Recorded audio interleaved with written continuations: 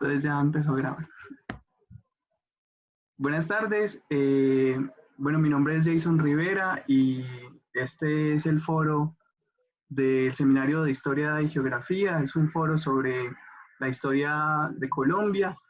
Y para este foro tenemos a John Byron, a Raquel Parra, Tania Díaz, Valentina Herrera y mi persona, quien les habla, Jason Rivera. Y bueno, este foro decidimos orientarlo a partir de la confluencia de las hipótesis en tres ejes fundamentales. El primero de ellos es la constitución y consolidación de Colombia, tanto como país, como nación y cultural, en cuanto a un proyecto de identidad. El segundo eje es la violencia y el conflicto en Colombia. Y el tercer eje es qué es ser colombiano y es una búsqueda por los aspectos de la identidad de Colombia, tanto religiosos como culturales y de este tipo. Entonces, yo creo que para empezar esta reflexión y para orientar este foro, yo quisiera como introducir diciendo que Colombia, desde la colonia y desde los procesos de liberación, digamos, ha sido una Colombia fragmentada, una Colombia completamente dividida y la cual ha tenido que sucumbir ante las decisiones del centro. Y eso se ha notado, por ejemplo, en que en Colombia primero empezó a existir las instituciones antes de existir siquiera una nación o un sentimiento de nación. Entonces, pues llegaban las instituciones sin que antes llegara un sentimiento colectivo de lo que era pertenecer a una nación o este tipo de cosas. Se evidencia, pues, por ejemplo, pues en este sentido, una guerra entre lo que es el centro y lo que es los extremos que va a atravesar toda la historia política, económica y social de Colombia.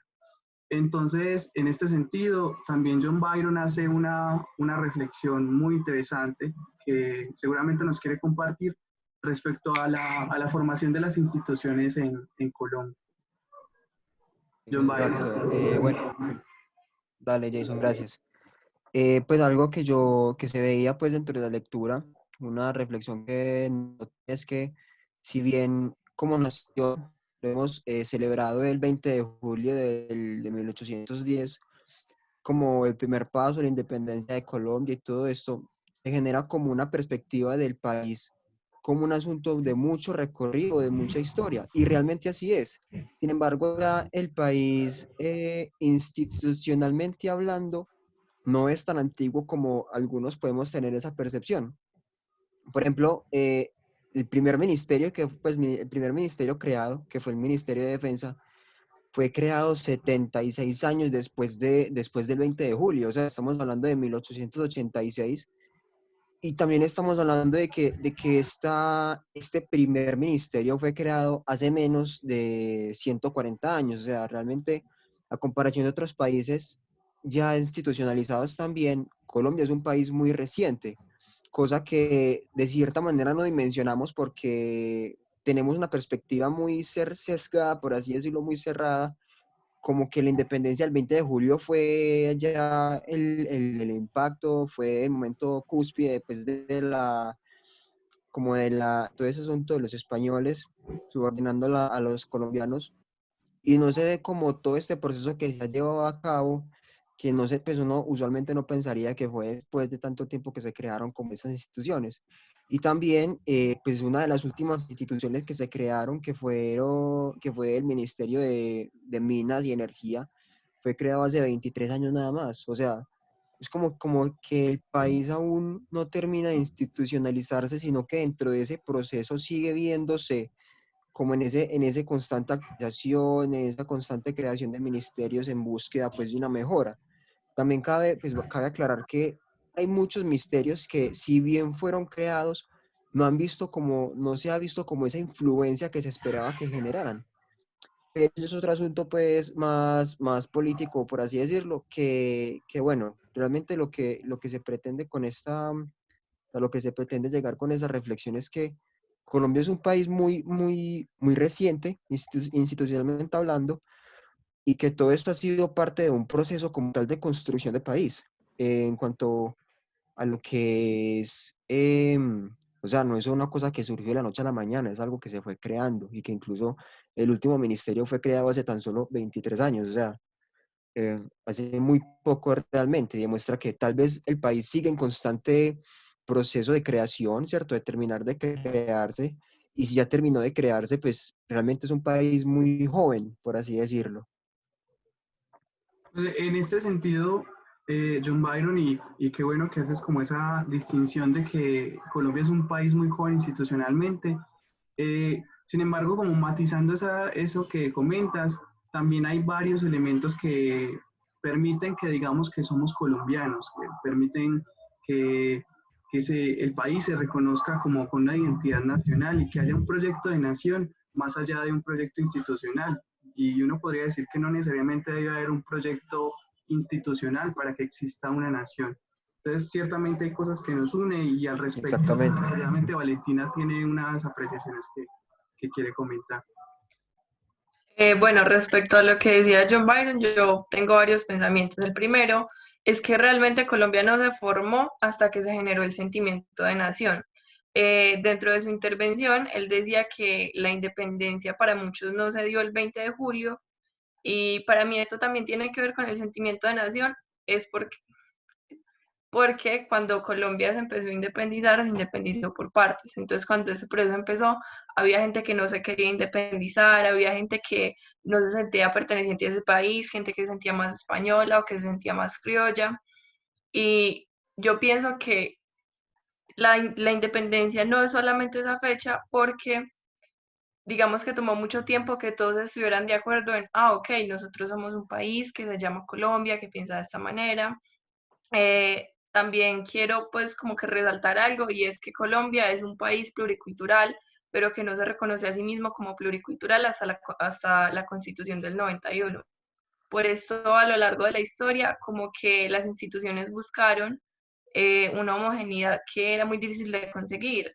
Hubo un punto donde en Colombia estuvo prohibida la libertad de cultos y la libertad y la religión del país fue la religión católica, dejando por fuera, pues si bien en Colombia la religión católica sí es la mayoría, también están los protestantes, está la comunidad rom, están los indígenas, hay un montón pues de otras religiones que se quedaban por fuera. Lo mismo pasaba con la ciudadanía, porque cuando empezó Colombia, para ser ciudadano, tú tenías que primero ser hombre, porque en Colombia ser diferente siempre ha sido algo muy difícil. Entonces tenías que primero ser hombre, segundo ser educado, ser católico y tener cierta cantidad de dinero.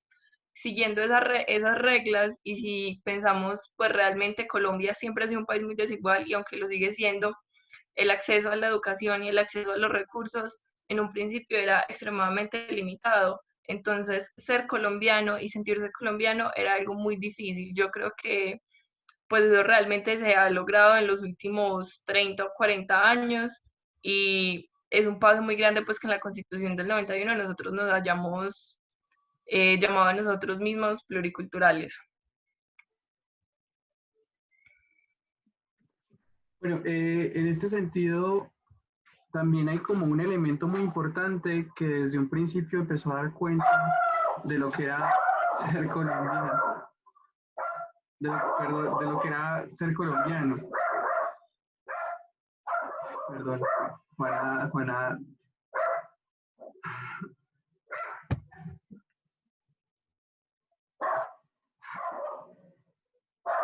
yo les dije.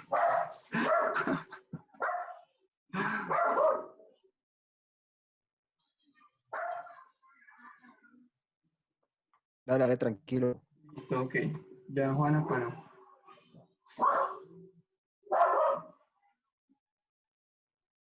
Entonces, en ese sentido, estaba diciendo que había también varios elementos que daban cuenta de esa identidad y también que en un principio, digamos, pertenecer a determinado partido político daba cuenta de ser colombiano. Es decir, una condición esencial y fundamental para poder reconocerse como colombiano era era pertenecer a un partido político.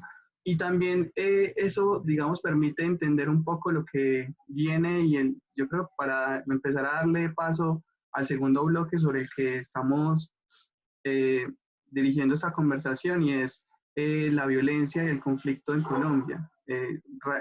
Tania tiene como una reflexión también que quiere compartir al respecto. Bueno, sí, yo quería comentar algo de lo que decía Valentina y es como esa configuración del Estado-Nación que empezó en Colombia, pues como empezó en Colombia, en esa configuración se observan como unos procesos políticos globales que tienden a vulnerar, bueno, eso, algunos procesos de identificación nacional. Como Vale decía, o sea, nosotros somos como una mezcla de todo, o sea, aquí hay gente de todo tipo, de toda raza, de muchas tribus, más que todo me voy por ese lado. Entonces, digamos que al hacer esos procesos tan globales, como ella lo decía, tienes que ser hombre, no sé qué, por lo menos yo entré como en reflexión de que hasta hace muy poco dijeron como, bueno, los indígenas tienen sus propias leyes y nosotros no nos podemos meter ahí, pero antes sí lo hacían, o sea, buscaban como crear unas leyes globales sin tener en cuenta como las creencias propias de cada uno. Raquel hace también una reflexión muy interesante en torno al asunto de las diferencias raciales y cómo eso da cuenta, digamos, de los conflictos que sustentan a Colombia como nación y que la atraviesan constantemente. Es decir, Raquel quiera compartirnos esa reflexión. Sí, claro que sí. Yo quiero retomar un poco de lo que ha hablado cada uno, iniciando con lo que decía Jason al principio, sobre una Colombia dividida. Y quiero tomarme el espacio para leer una pequeña cita del libro que leímos. Y dice, desde su nacimiento, la Primera República estuvo, para su infortunio, desunida. Esto significaba que a medida que nuevas formas constitucionales y gubernamentales se ponían en marcha, la guerra civil se iba haciendo cada vez más inevitable. Y nos damos cuenta en la hipótesis que dice que no solo la guerra civil nos esperaba toda la historia de Colombia como una Colombia desunida por liberales y conservadores, uribistas y santistas, centralistas. O sea, si nos ponemos a analizar, la historia de Colombia siempre ha estado dividida por unas Colombias inconclusas, como también lo hablábamos en algunas clases.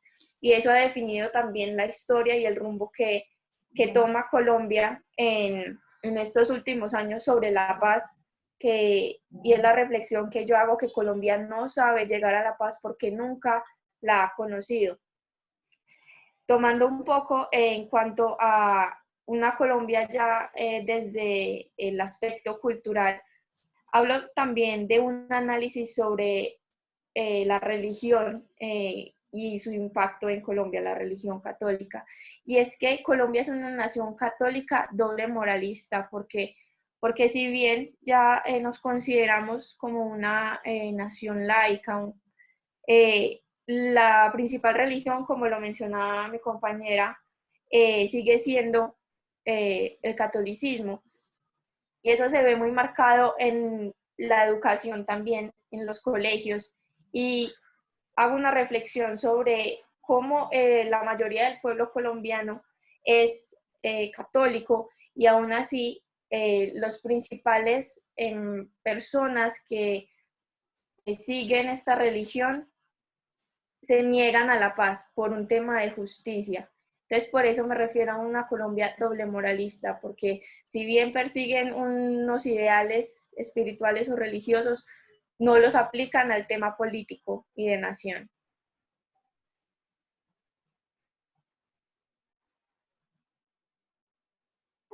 Muchas gracias, Raquel, por la intervención y bueno, seguramente el aspecto ideológico, cultural y religioso también matiza el asunto de lo que es el conflicto y la violencia en Colombia.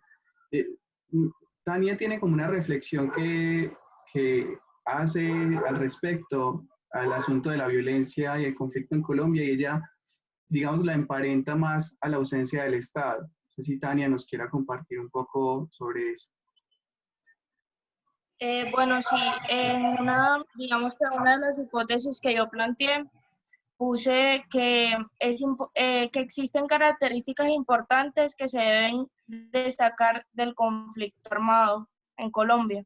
Entre ellas encontramos como en primer lugar la conformación de los grupos armados, la conformación de los grupos armados que tienen una ambición política.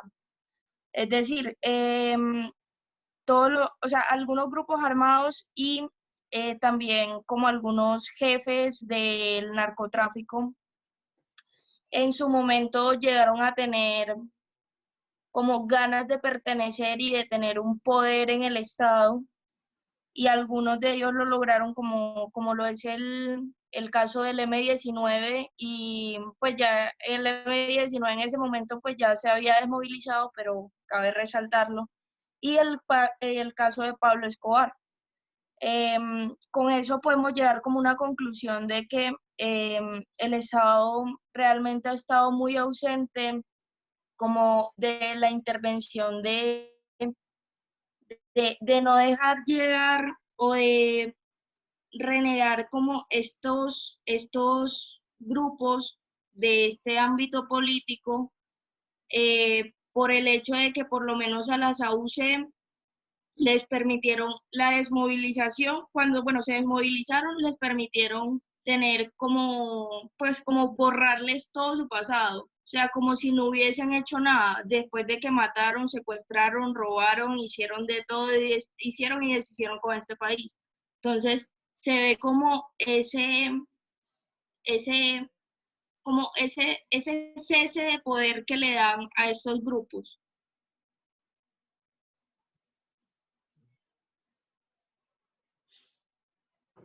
Valentina comenta que quisiera intervenir en lo que dice Tania, quisiera matizar algo al respecto.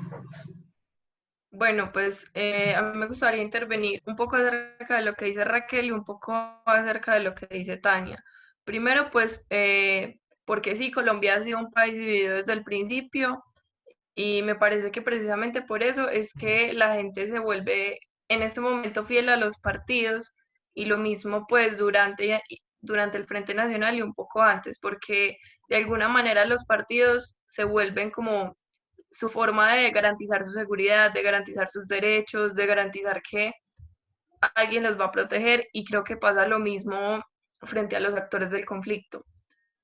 Frente al Estado, pues que sí logra proteger a algunos, y también, digamos que en el campo, frente a los grupos armados, sí, frente a los grupos armados, porque están donde el Estado no llega, entonces también pueden ofrecerles cosas que el Estado no les da. Dentro de esto, como que pues hay muchas personas que se unen a estos grupos armados revolucionarios buscando es como una opción de vida en lugar de hacerle daño a los demás.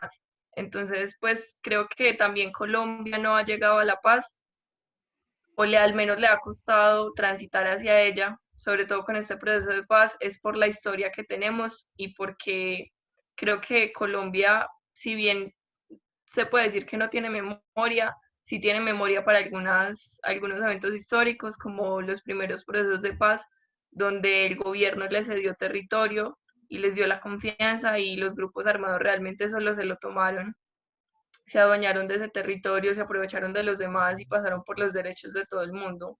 Entonces, pues mi intervención se basaba en eso, como que Colombia siempre ha estado polarizado, y esa polarización, pues como que la unión a lo que tú crees, realmente lo único que busca es garantizar tus derechos y tu seguridad.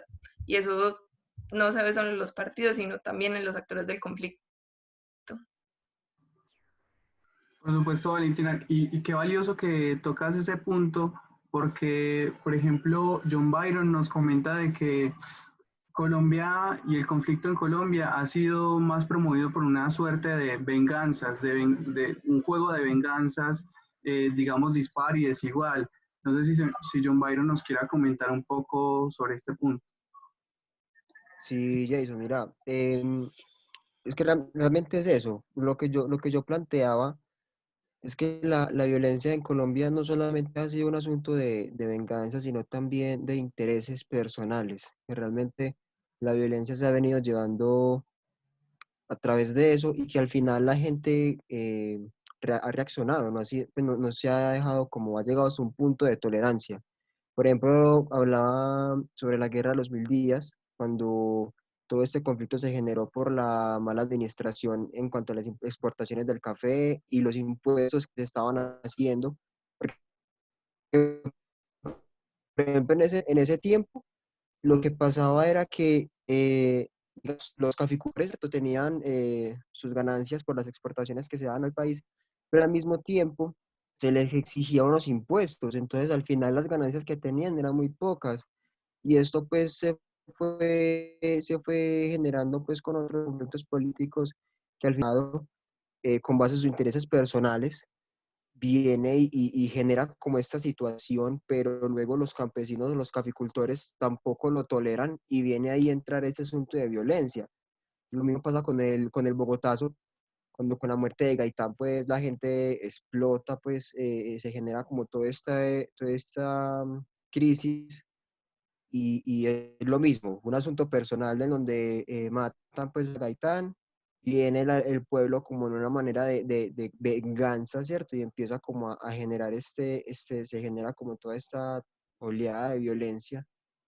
Y bueno, y también pues he visto yo en este asunto, pues ya tocando el Bogotazo, que en el texto se hablaba de cómo el país, cuando ha tenido representantes del pueblo, caso Gaitán o Galán, los dos han sido asesinados, o sea, siempre ha sido como ese asunto de que cuando alguien llega a representar al pueblo, no le da para representarlo, porque al final o lo matan o pues, le pasa algo que no permite que sea representante del pueblo. Y al final esto cuenta el texto, recuerdo bien que decía, donde ha generado como una especie de resignación de parte del pueblo, donde ya no, sea, se genera como ese asunto de que cualquier persona que venga a defenderlo realmente, donde el pueblo donde tenga incluso empatía con el pueblo, realmente es hasta peligroso. Acá en Colombia es lo que se ha visto, pues, históricamente, el caso Gaitán y Galán, y con el Bogotazo, pues, y todo esto haciendo referencia también a la venganza en que los asuntos, la violencia en Colombia ha sido un asunto de intereses personales y venganza de parte de las minorías. Exactamente, John. Y yo creo que en este sentido, matizando un poco lo que dices, Colombia siempre se ha construido, digamos, sobre proyectos fallidos, un proyecto cultural, un proyecto económico, un proyecto, digamos, ideológico también, un proyecto de nación. Y esto es como importante también que lo aclares y qué bueno que lo abordas. Tania tiene como algo que Exactamente. decir al respecto también. Eh, Sí, me llamó mucho la atención como la intervención que hizo Byron en cuanto a los representantes pues asesinados o que se van del poder por X o Y razón que realmente nos puedan representar.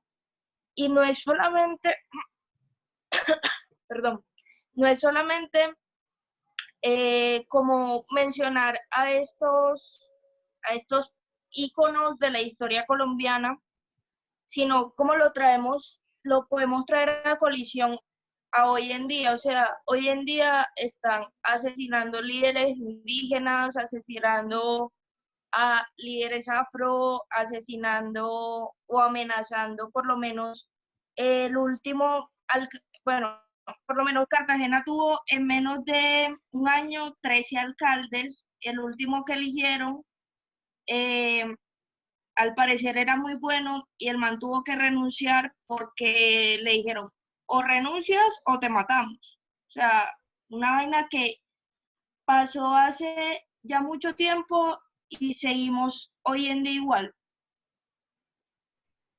Valentina nos dice que un líder social muerto cada 4 días, como aportándole cifra a tu punto, Tani, de hecho.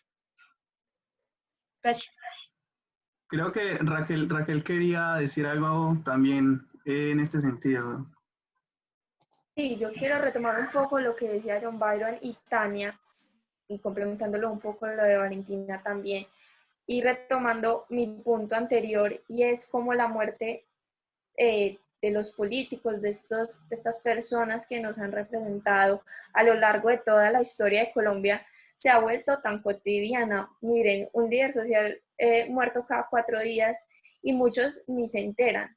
Ya es tan cotidiano que la gente ya no se sorprende al escuchar estas noticias. Desde que tenemos medios de comunicación, lo único que se ha escuchado en las noticias colombianas es muertos, violencia, cocaína, droga. Esa es la realidad que nosotros no queremos vender al exterior, sin embargo es la realidad que hemos estado viviendo. Y quiero retomar esto porque en mi punto anterior sobre una Colombia dividida que no sabe construir paz, es exactamente eso. Quien mata los líderes sociales es el mismo pueblo, y cómo el pueblo colombiano se va a unir a construir una paz y el mismo pueblo es el que está generando la guerra. Entonces quería retomar pues como este punto para abordar este tema. Exactamente, Raquel, y yo creo que lo que dices es muy valioso en el sentido en que cuando hablas de la polarización y hablas de una Colombia profundamente dividida, tanto ideológicamente, política y en todos los aspectos, creo que da cuenta mucho de los procesos de construcción identitaria tan fallidos que han sido históricamente en Colombia. Entonces siempre esto se representó como Bolívar contra Santander, como trapo rojo o trapo azul, como liberal o conservador. Y creo que está normalizada la violencia en algún sentido, porque nosotros, digamos, ya aceptamos vivir profundamente divididos, aceptamos vivir en un bando o en el otro, en un extremo o en el otro de la discusión. Y entonces, digamos, en ese sentido, tú hacías una reflexión sobre la identidad y sobre la cultura y la religión colombiana que a mí me gustaría retomar como, y que la emparentes, como qué crees que tiene que ver esa construcción cultural y religiosa en la multiplicación del conflicto. Sí, claro que sí.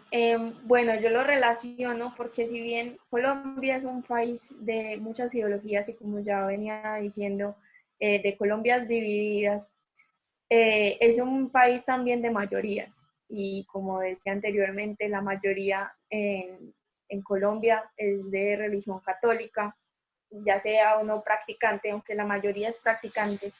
Y el pueblo colombiano que ha estado tomando las decisiones en estos últimos años tiene un tinte muy, muy marcado en cuanto a su pensamiento conservador y religioso. Y lo tomaba en mi hipótesis en el sentido de la ironía, de esa hipocresía, por así decirlo, doble moral, que es practicar una religión que te enseña a perdonar, pero sin embargo, los que practican esta religión no son capaces de aceptar la paz, sino que quieren la justicia, quieren matar, quieren amenazar, juzgar a esa persona que te hizo tanto daño. Y ahí es donde yo hago la reflexión de dónde está la religión que gobierna, por así decirlo, el país, donde es una religión supuestamente que te enseña a perdonar, que dice que ames al otro, donde no se practica una religión de conveniencia, por así decirlo. Y así yo creo que le aporta la religión al conflicto. Creo que las personas que apoyan la paz no son precisamente católicas. Qué buena reflexión, Raquel. Y bueno, yo creo que ya podemos, pues a raíz de esta reflexión que emprende Raquel, podemos entrar en el tercer bloque de nuestra conversación y es la construcción identitaria, cultural, ideológica de Colombia. Valentina hacía una reflexión en el aspecto constitucional y cómo se han dado las constituciones y qué influencia ha tenido eso como una hegemonía cultural, digamos.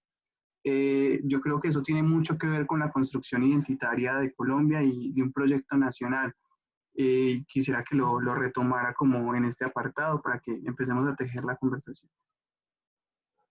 Bueno, pues yo pienso que Colombia cuando se empezó a formar, lo primero que hizo fue intentar pues como apropiarse de la cultura europea porque nosotros finalmente somos una mezcla de culturas, somos una mezcla de europeos, una mezcla de la cultura afro, de los indígenas y creo que gracias a esto se nos perdió la identidad y nos pasamos muchísimo tiempo buscándola. Por eso, pues como decía inicialmente lo de la ciudadanía que buscaba que todos fueran de cierta forma iguales, pero en la Constitución del 91 realmente se reconoce Colombia como un país pluricultural, dentro de ellos se reconoce en patrimonios culturales como lo es San Basilio de Palenque, como lo es nuestra música y logramos pues reconocernos como colombianos, reconociendo a Colombia como una nación muy diversa que tiene tantos climas y tantas condiciones geográficas como variaciones en su cultura, pero que al final todo eso nos une y nos hace colombianos. También respecto a lo que decía Raquel, algo que a mí personalmente me parece muy particular de Colombia es la historia, o bueno, el porqué de por qué empezamos a contar las historias como los contamos, porque cuando empezó a surgir la televisión en Colombia estábamos pasando por una época muy violenta, que igual todas las épocas han sido violentas, pero estábamos en esta época de la violencia del narcotráfico donde en la calle a la gente la estaban matando, donde las cifras de asesinato eran las cifras más altas de la historia y Colombia en ese momento empezó a contar historias de comedia y esa es la razón por la cual nosotros tenemos tantas novelas como Los Reyes y tantas películas como El Paseo, porque en la calle la gente se estaba matando y realmente pues necesitaba sentarse frente al televisor y que le contaran una historia diferente que lo hiciera reír y que lo hiciera olvidarse acerca de lo que estaba pasando en la calle. Yo, Myron, quisiera matizar un poquito en lo que dice Valentina. Sí, sí, retomando bastante eso que dice Vale sobre la creación de identidad, se me viene a la mente cuando en el texto decía que la primera obra de teatro hecha aquí en Colombia era una sátira a la política actual de la época. O sea, realmente veo yo que Colombia en medio de toda su crisis, toda su problemática histórica, todo lo que ha pasado pues durante tanto tiempo, Colombia siempre ha sabido sacar como la cara, sacar el lado bueno, buscar como que en medio de esos problemas, hoy en día celebrar lo que somos, aunque en ese tiempo el panorama no haya sido muy hermoso, hoy en día se celebran esos acontecimientos como algo magno. Por ejemplo, el Festival de Blancos y Negros en el Chocó, hay diferentes ferias que se hacen pues con base en esto, o sea, Colombia se ha visto no sé, como siempre tratando de salir de esa tragedia, de ese panorama triste, por medio del humor, de la sátira, el contar nuevas historias. Eso sí, sin olvidar el hecho, pues, como dice la famosa frase de que un país que olvida su historia, pues Está corre el riesgo de condenado a repetir. repetir. Exactamente. Entonces, pues veo yo mucho eso, o sea, que aunque Colombia no olvida su historia, la recuerda hoy celebrando lo que somos, aunque en ese momento el panorama no haya sido muy hermoso, hoy en día somos un país que está orgulloso de lo que es, somos una nación que está orgullosa de lo que es, tiene su propia identidad y que la sigue construyendo por medio de este asunto de verle el lado bueno o de convertir la tragedia en celebración. Sin duda, John Byron, construir una narrativa sobre lo que es ser colombiano y lo que somos como país es muy importante y ha sido muy importante en la Constitución, en la construcción como colombianos. Raquel nos quería decir algo al respecto. No, creo que Valentina quería leernos un poquito de un fragmento Listo, de un Valentina libro. precisamente nos va a leer un fragmento sobre la violencia bipartidista, que digamos lo vinculamos en este sentido porque hace un rato decíamos que hacía parte de la identidad de ser colombiano, pertenecer a determinado partido. Usted era colombiano porque era conservador o era liberal. y que era también un criterio de identidad como colombiano. Entonces, Valentina, sin más, ahí está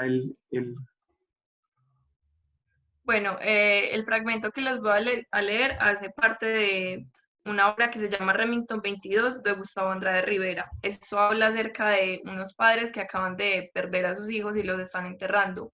Uno de sus hijos era azul y el otro hijo era rojo. Entonces empieza. Madre, no me importa saber cómo va a terminar, porque ya terminó. Para nosotros terminó todo ya. Padre, yo creo que apenas empieza. Madre, colérica. Terminó ya, ¿me oyes? Terminó, ahí está el fin. Muestra los dos ataúdes. Pero sí quiero saber cómo empezó esto. Quiero saber qué pecado cometimos y cuándo lo cometimos, porque esto es un castigo. ¿Has cometido tú ese pecado? Padre, el río jamás regresa a la fuente, como no sea en forma de nube. Madre, yo no soy un río, ¿me oyes? Yo soy una madre. Y te juro por Cristo, por esos dos hijos muertos, que supe ser una madre, padre. Y yo, tú también fuiste un buen padre. Dios mío, ¿cómo empezó esto? Al padre, dímelo, tú que lo sabes porque eres hombre, porque estas son cosas de hombre. Padre, ¿en qué se distinguen los azules de los rojos? Madre, los azules son malos, malos. Van vestidos de azul, con banderas azules, gritando, vociferando contra los rojos, armados hasta los dientes y asesinando, asesinando, hasta que la víctima fue nuestro hijo Jorge. Se bota llorando sobre el ataúd de Jorge. Padre, ¿y los rojos? Madre, abrazando ahora el ataúd de Gustavo. También son malos, malos, van vestidos de rojo con banderas rojas, gritando, vociferando contra los azules, armados hasta los dientes y asesinando, asesinando hasta que la víctima fue nuestro hijo Gustavo. Llora sobre el ataúd. Y hace 20 años, ¿eras capaz de distinguir un azul de un rojo? Madre, levanta la cabeza sorprendida. No. Padre, yo tampoco. Es una diferencia que nunca pude entender.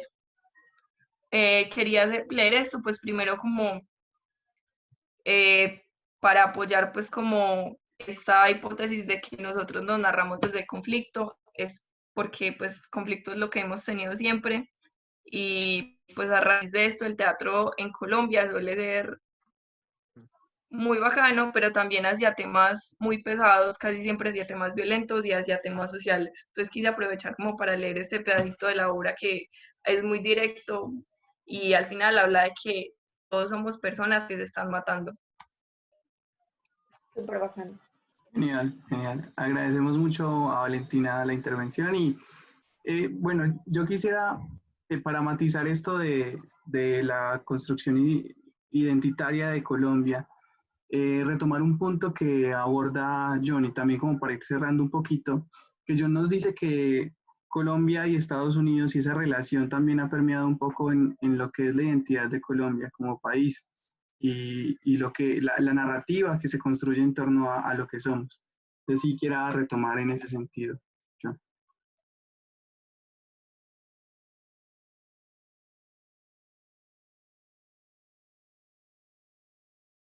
Estás muteado.